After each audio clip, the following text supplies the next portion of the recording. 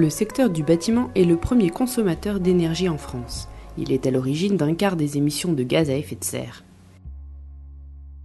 Dans le Grand Lyon, on trouve 515 000 logements, dont 400 000 en logement collectif. Et parmi ces 400 000 logements, 2 tiers ont été construits avant la première réglementation thermique. C'est-à-dire des logements qui sont donc très énergivores, car peu isolés. Rénover un bâtiment en copropriété, c'est agir pour réduire les consommations d'énergie et ainsi réduire les émissions de gaz carbonique, donc un geste pour notre environnement à tous. C'est aussi améliorer son confort par la disparition des courants d'air, la réduction de l'humidité dans les logements et la disparition des murs froids. C'est également réduire ses charges, ou en tout cas maintenir les charges dans un niveau acceptable. Mener ce type de projet, c'est évidemment quelque chose de long et de complexe, ça tout le monde en est conscient. Maintenant, à vous de saisir l'opportunité qui se crée à l'occasion de travaux ou de questionnements au sein de la copropriété pour améliorer votre cadre de vie, améliorer vos bâtiments de façon pérenne et puis valoriser votre bâtiment et améliorer votre confort. En plus du soutien que l'ALE peut vous apporter sur ces projets, nous avons mis en place des outils basés sur l'ensemble de ces expériences pour vous permettre de vous aider à optimiser et à trouver de l'information plus facilement. L'ensemble de ces outils sont disponibles sur le site internet de l'ALE dédié aux copropriétés RénoCopro.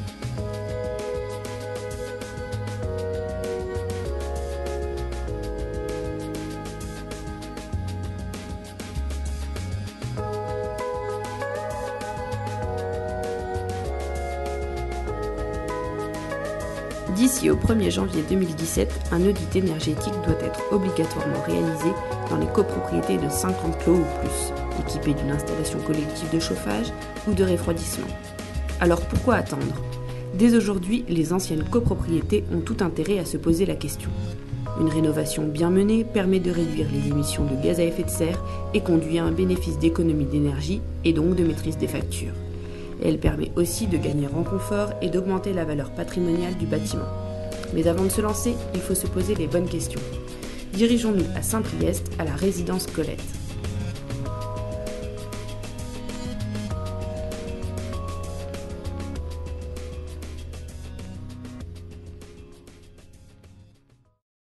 Les membres du conseil syndical de la résidence étaient intéressés, un certain nombre avaient suivi les recommandations du Grenelle de l'environnement et soucieux de l'impact environnemental, on a décidé d'abord de créer une commission économie d'énergie qu'on a appelée Écolette. Ensuite, on a pris des contacts avec l'ALE de façon à structurer notre sujet. Ouais. Et Écolette a proposé au conseil syndical puis à l'Assemblée générale de faire un bilan énergétique de notre résidence qui était âgée de 35 ans à l'époque. On a particulièrement été séduit par la proposition de l'audit 360 proposé par Socotec et le Pactarim pour réaliser cet audit parce qu'il proposait 3 études complémentaires. Une enquête d'usage réalisée par le Pacte auprès des copropriétaires occupants, des bailleurs et des locataires permettant d'évaluer les possibilités de financement des travaux et d'identifier les besoins des occupants et des propriétaires bailleurs. Le diagnostic technique de la copropriété concernant le confort, la sécurité, la santé des personnes et la conservation des bâtis. Et l'audit énergétique proprement dit, permettant de connaître la situation initiale de la résidence en termes de consommation d'énergie et d'élaborer des stratégies de rénovation permettant de diminuer les consommations d'énergie. On a demandé à l'auditeur de personnaliser un petit peu et adapter le questionnaire du pacte et on a demandé qu'il soit distribué par les membres du conseil syndical auprès de tous les occupants de façon à améliorer le taux de retour. Et on a eu, je crois, il me semble me souvenir, un taux de retour supérieur à 80%. Ensuite, on a demandé également d'avoir une thermographie des façades et des enregistrements de température dans les appartements pour apporter un rendu plus significatif auprès des copropriétaires.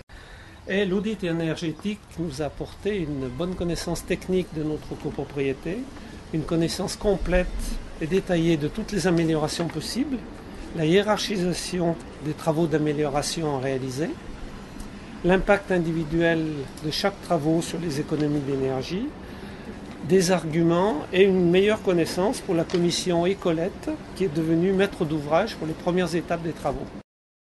On constate que l'audit a été très important pour sensibiliser les copropriétaires à faire des travaux. Et grâce aux résultats de l'audit et aux différentes présentations qui ont été faites par les entreprises qui ont réalisé l'audit, on a pu faire voter des travaux. Donc jusqu'à maintenant, on a fait l'isolation des terrasses. Donc les dernières sont en cours, telles qu'on le voit ici. On a prévu de faire des isolations de sous-face de sous-sol qui vont se faire cet automne sur 2 des 3 bâtiments. Le 3e, il se fera plus tard. Et les travaux futurs envisagés, c'est de faire les ravalements de façade avec l'isolation des façades. Ce type de copropriété est représentatif d'un bon nombre de logements au même titre que la copropriété du Grillon, construite en 1970 et composée de 9 bâtiments pour plus de 300 logements. Voyant la note d'énergie augmenter, le Conseil syndical a engagé en 2005 une réflexion globale visant l'amélioration thermique et énergétique.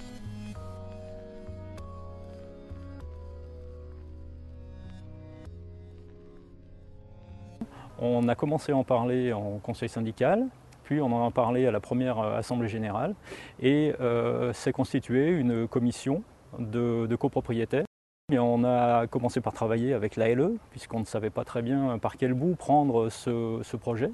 Et donc on a commencé par faire un diagnostic énergétique de la copropriété. Donc c'était pendant l'hiver 2006, qui est une phase qui est absolument nécessaire parce que ça permet d'avoir une bonne photographie de l'état énergétique de la copropriété, de façon à pouvoir prévoir des travaux ultérieurs.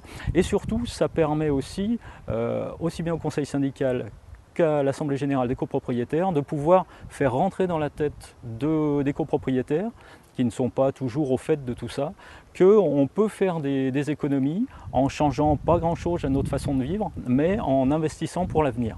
Pour la communication, nous sommes un petit peu des spécialistes dans la copropriété du Grillon, puisque chaque conseil syndical a un compte-rendu. Cette façon de faire fait que les copropriétaires ont inclus dans leur façon de réfléchir le fait de faire des économies d'énergie et nous a permis de plus facilement leur parler de travaux qui sont des travaux plutôt lourds. La rénovation de façade, ça nous a coûté une somme très importante et on a pu le présenter à l'Assemblée générale avec de bonnes chances de succès puisque ça a été accepté.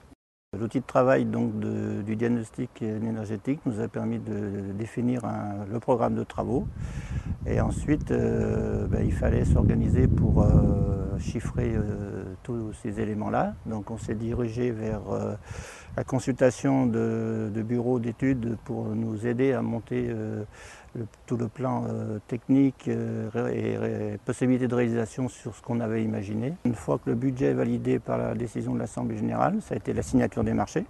Donc effectivement, impact important du maître d'œuvre, puisque effectivement c'est lui qui a organisé tout ça. Alors l'apport du maître d'œuvre dans ce type de réalisation était absolument indispensable, parce que d'une part la réglementation évolue constamment. Donc être au fait absolu de ce qu'il faut faire, de ce que l'on doit faire, de ce qu'on nous impose de faire. Donc il faut être absolument au goût du jour pour ne pas se tromper. Durant la phase travaux, nous avons donc une réunion par semaine, tous les vendredis matins, réunion portée à la connaissance des copropriétaires. Donc un certain nombre d'aléas ont eu lieu, les copropriétaires venaient signaler ce qui, à leurs yeux, ne fonctionnait pas. C'était enregistré par le maître d'œuvre qui faisait un compte-rendu de réunion.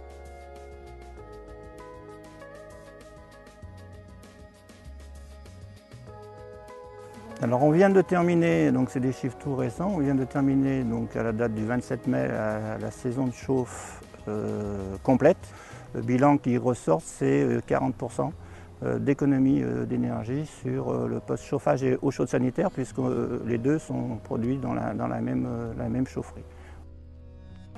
Alors, il y a deux choses importantes en ce qui concerne, deux choses qui sont pas forcément chiffrées quand on veut faire un retour d'investissement, qui ne sont pas toujours chiffrées. Vous avez d'abord la valorisation de votre patrimoine Et puis, deuxième aspect qui n'est pas toujours mesurable financièrement, c'est le confort intérieur des logements. Donc ceux qui ont investi sur la menuiserie plus l'isolation par extérieur ont trouvé un vrai changement. Et effectivement, ça c'est pas, en termes d'argent, c'est pas quantifiable. Direction maintenant Sainte-Foy-les-Lyons, une commune résidentielle de l'Ouest lyonnais. Le Petit Chavril, autre copropriété des années 70, construite avant le premier choc pétrolier, donc avant toute réglementation thermique, a récemment acté la réalisation de travaux de rénovation énergétique sur l'ensemble des bâtiments. Il y a 5 ans, se posait la question d'un ravalement, se posait aussi la question d'un changement de chaudière, les nôtres étant arrivés presque vers leur fin de vie. Et donc le conseil syndical ne savait pas trop dans quel ordre prendre cela. Donc selon la sensibilité, c'était le ravalement parce que ça fait joli et puis le chauffage parce qu'il ne faut pas avoir froid.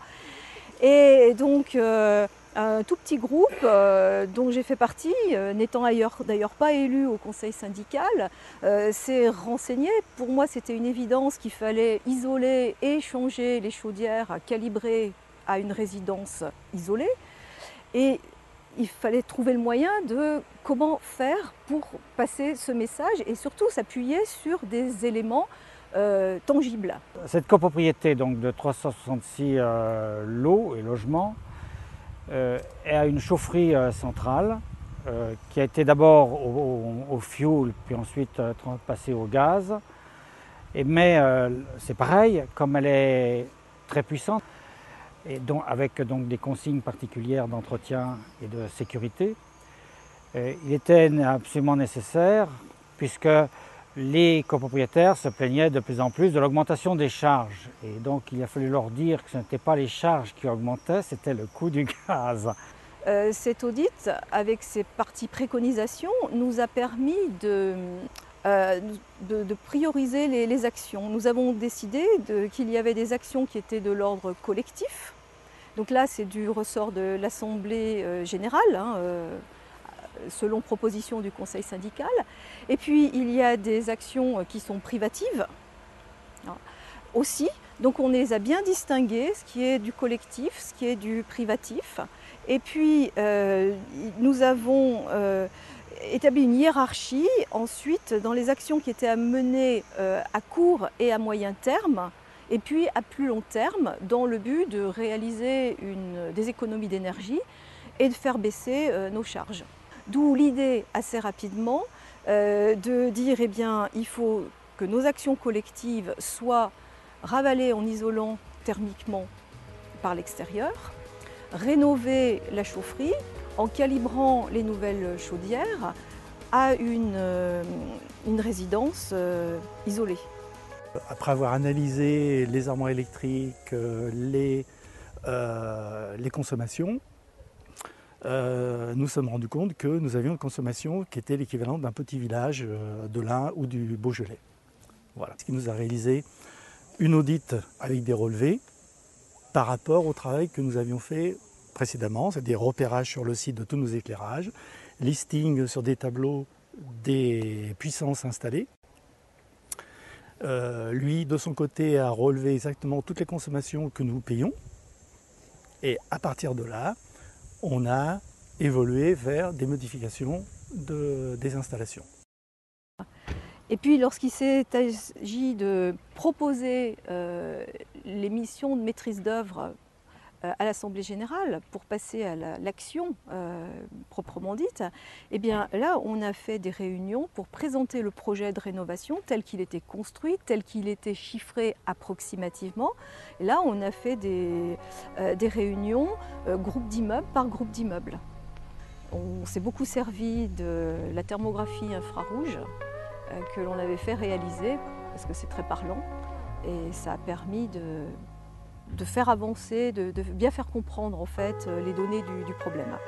Et ces travaux qui ont été menés immédiatement ont conduit à des économies d'énergie de l'ordre déjà de 6-7%, sur 2 ans 10%.